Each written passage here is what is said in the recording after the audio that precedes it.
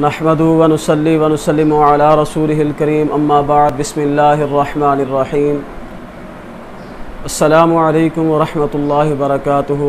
सामीन व नाज़रीन, मैं सबसे पहले तो आप तमाम अहबाब से जो दोस्त मोहब्बत करने वाले हैं, तमाम सामीन व नाज़रीन से माज़रत चाहता हूँ कि किसी परेशानी की वजह से मैं 4-5 दिन वीडियो नहीं बना सका और वीडियो अपलोड नहीं कर सका। इसके लिए मैं माज़रत चाहता हूँ और बताने का मकसद ये है कि आप भी मेरे लिए और तमाम मुसलमानों के लिए दुआ फरमाएँ कि अल्लाह तबारक व तआला हम तमाम मुसलमानों को तमाम परेशानियों से, तमाम आज़माइश से दूर फरमाए। अल्लाह तबारक व तआला हमें आज़माइश से सब्र व जमील के साथ गुज़रने की तौफ़ीक़ अता फ़रमाए।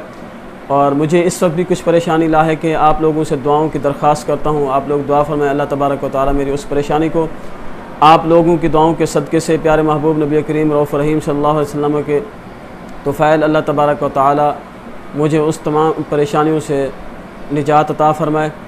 सामीन, हमने पीछे अर्ज़ किया था पिछली वीडियो में कि हम वज़ू के तरतीब के साथ वज़ू के फ़राइज़, वज़ू की सुन्नतें, वज़ू के मुस्तहब्बात वग़ैरह बयान करेंगे। तो पहले हमने वज़ू की फ़जीलत और अहमियत बयान कर दी थी। आज हम वज़ू के फ़राइज़ के मुताल्लिक़ गुफ्तगू करेंगे कि वज़ू के मुताल्लिक़ वज़ू के 4 फ़राइज़ हैं जिनका ज़िक्र रब्बे ज़ुल जलाल ने कुरान पाक में इरशाद फ़रमाया। जैसे कि मैंने पीछे आयत मुबारक पढ़ी थी, या अय्युहल्लज़ीना आमनू इज़ा कुमतुम इलस्सलाति फ़ग़सिलू वुजूहकुम व अयदियकुम इलल मराफ़िक़ वमसहू बिरुऊसिकुम व अर्जुलकुम इलल काअबैन। इस आयत मुबारक में वज़ू के 4 फ़राइज़ का हुक्म दिया गया है, वज़ू के 4 फ़राइज़ को बयान किया गया है। तो वज़ू के जो 4 फ़राइज़ हैं उनमें से जो पहला फ़र्ज़ है वो सबसे पहला फ़र्ज़ है मुँह धोना। कुरान पाक की तरतीब से जिस आयत कुरान पाक में जो तरतीब बयान की गई है उनमें सबसे पहला फ़र्ज़ वज़ू का जो है वो मुँह धोना है। अब मुँह कहाँ से कहाँ धोया जाएगा? सबसे पहले मुँह पेशानी के बालों से, यानी पेशानी के बाल जहाँ से बाल उगना शुरू होते हैं, यहाँ से, यानी जहाँ से बाल उगना शुरू होते हैं यहाँ से लेकर थोड़ी के नीचे तक, और एक कान की लौ से दूसरे कान की लौ तक, ये जो दोनों कानों के दरमियान ये जो छोटी सी हड्डी है, नरम हड्डी है, इसको लौ कहते हैं। तो पहला फ़र्ज़ क्या है?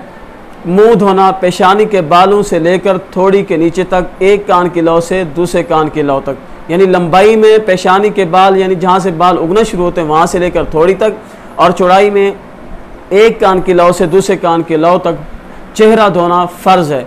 अगर इस चेहरे धोने में अगर बाल के बराबर भी कोई जगह खुश्क रह जाती है तो हमारा वज़ू नहीं होगा। इसलिए बता दिया कि पेशानी के बालों से लेकर थोड़ी तक, एक कान की लौ से दूसरे कान की लौ तक मुँह को धोना फ़र्ज़ है, ज़रूरी है। और इसी तरह दूसरा फ़र्ज़ क्या है? और एक और बात जहन में रखें कि अगर जिस मुँह धोते वक्त जिस शख्स की दाढ़ी घनी हो, यानी ऐसी दाढ़ी हो कि जिसकी खाल नीचे से नज़र ना आती हो, बालों के नीचे खाल नज़र ना आती हो, तो फिर उसके लिए ऊपर का हिस्सा धोना ज़रूरी है, फ़र्ज़ है। और अगर किसी शख्स की दाढ़ी घनी नहीं है तो उसकी खाल जो है नीचे, दाढ़ी के नीचे से नज़र आती है, तो फिर उस खाल तक पानी पहुँचाना ज़रूरी है, उस खाल तक पानी पहुँचाना ज़रूरी है। इस अंदाज से वो मुँह धोएगा तो उसका ये पहला फ़र्ज़ मुकम्मल होगा।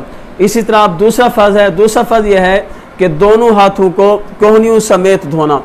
अब अगर किसी शख्स ने अंगूठी पहनी हुई है, छल्ला पहना हुआ है, या मतलब है कि चूड़ियाँ वगैरह पहनी है, कोई भी इस तरह कोई चीज़ पहनी हुई है, तो उनके नीचे तक पानी पहुँचाना ज़रूरी है।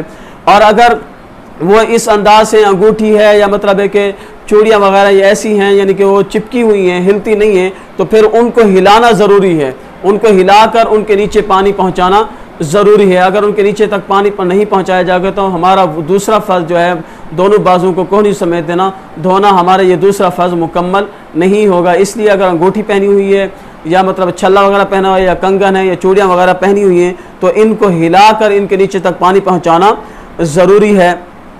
और इसी तरह अगर कोई औरत आटा वगैरह गूंदती है तो आटा गूंदने से अगर कोई आटा चिपक जाता है तो उस आटे को उतारना भी ज़रूरी है। और अगर किसी ने नाखून पालिश वगैरह लगाई हुई है तो नाखून पालिश के लगी हुई है तो किसी ने वज़ू किया तो इस सूरत में ना तो वज़ू होगा ना ही गुस्ल होगा। इसलिए कोई भी चीज़ जमी हुई है तो उसको उतारना ज़रूरी है। अगर आटा है या नाखून पालिश वगैरह जो इस तरह की कोई भी चीज़ है तो उसको उतार कर फिर वज़ू करना ज़रूरी है, यानी नीचे तक पानी पहुँचाना ज़रूरी है। तो ये है वज़ू का दूसरा फ़र्ज़, यानी दोनों हाथों को कोहनियों समेत धोना। ये हम मज़ीद इसको वज़ू के तरीके में भी बताएंगे, यानी वज़ू के सुन्नतों में भी बताएंगे। वज़ू दोनों हाथों को कोहनियों समेत धोने से मुराद ये है कि ये कोहनी जो है, ये हड्डी जो है, ये भी साथ धोनी है, यहाँ तक नहीं बल्कि इस हड्डी को भी साथ धोना है। और तीसरा फ़र्ज़ जो है वो है चौथाई सर का मसा करना। अब जो सर का मसा है वो कम अज़ कम 3 उंगलियों से किया जाएगा। अगर कोई एक यानी कि एक उंगली तर करके इस तरह मसा कर देता है, या दो से होगा ना एक उंगली से होगा, कम अज़ कम 3 उंगलियों से, यानी 3 उंगलियों को तर करके मसा करना ज़रूरी है। अगर कोई एक उंगली से करता है या दूसरी उंगली 2 उंगली से करता है तो उसका मसा नहीं होगा। पहले तो चाहिए कि दोनों हाथों से, पूरे हाथों से किया जाए। अगर दोनों हाथों पूरे हाथों से नहीं कर सकता तो कम अज़ कम 3 उंगलियों से मसा करना ज़रूरी है। और चौथा फ़र्ज़ क्या है? चौथा फ़र्ज़ यह है कि दोनों पाँव को टखनों समेत धोना, दोनों पाँव को टखनों समेत देना। अगर किसी के हाथ या सर की उंगलियां मिली हुई हों तो उन उंगलियों का ख्याल करना भी ज़रूरी है, उन उंगलियों के में फासला रखना भी ज़रूरी है।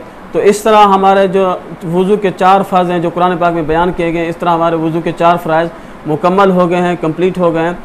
तो ये वज़ू के 4 फ़र्ज़ हैं, इन जिन आज़ा को धोना है जिनका कुरान पाक में हुक्म है। सबसे पहला मुँह धोना और पेशानी के बालों से लेकर थोड़ी तक, एक कान की लौ से दूसरे कान की लौ तक। दूसरा फ़र्ज़ है दोनों हाथों को कोहनियों समेत धोना।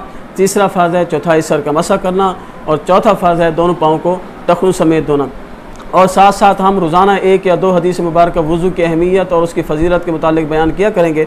हज़रत सैयदना अबू हुरैरा रज़ियल्लाहु तआला अन्हु से रिवायत है, आप फरमाते हैं नबी करीम रऊफ़ रहीम सल्लल्लाहु अलैहि वसल्लम ने फरमाया कि जब कोई बंदा मोमिन वज़ू करता है, और जब वज़ू करता है तो जब वो मुँह धोता है तो मुँह धोने से जब पानी के कतरों के साथ, जिस तरह पानी के कतरे उसके मुँह धोने से नीचे ज़मीन पर गिरते हैं, इसी तरह उसके जो मुँह के गुनाह होते हैं वो गुनाह, उसकी आँखों के मुँह के जो गुनाह होते हैं, ज़ुबान के जो गुनाह होते हैं, उसके सारे वो गुनाह गिर जाते हैं।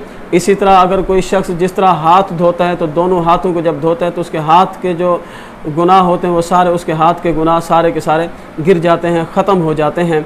तो इस तरह हर आज़ा को जिस तरह वो धोता जाता है तो उसके सारे गुनाह जो है ना उसको ख़त्म कर दिए जाते हैं, मिट जाते हैं। और इसी तरह एक और हदीस मुबारक में हज़रत अनस बिन मालिक रज़ियल्लाहु तआला अन्हु से रिवायत है, आप फरमाते हैं कि नबी करीम रऊफ़ रहीम सल्लल्लाहु अलैहि वसल्लम ने फरमाया कि अल्लाह तबारक व तआला बग़ैर तहारत के नमाज को कबूल नहीं फरमाता। इसी तरह अल्लाह तबारक व तआला हराम माल से सदका को कबूल नहीं फरमाता। दुआ है अल्लाह तबारक व तआला से, अल्लाह तबारक व तआला हम सब को दीन और दुनिया की भलाइयाँ नसीब फरमाए। व आखिर दावाना अनिल हम्दुलिल्लाहि रब्बिल आलमीन।